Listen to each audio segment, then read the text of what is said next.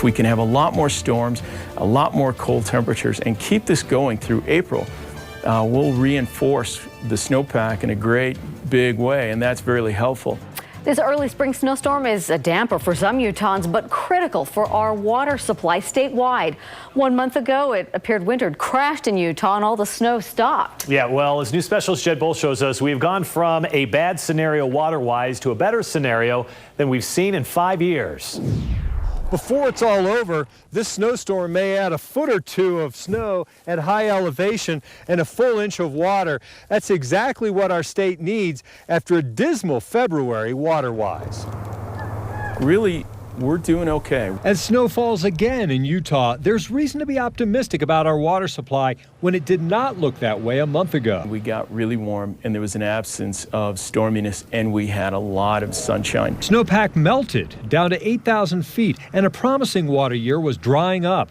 Our mountains should be adding snow rather than losing snow through the first week of April. If we continue with this pattern, we're going to be in pretty bad shape. But the last few weeks changed that picture. Snowpack in northern Utah is now 95 to 100% of average and about 85% in southern Utah.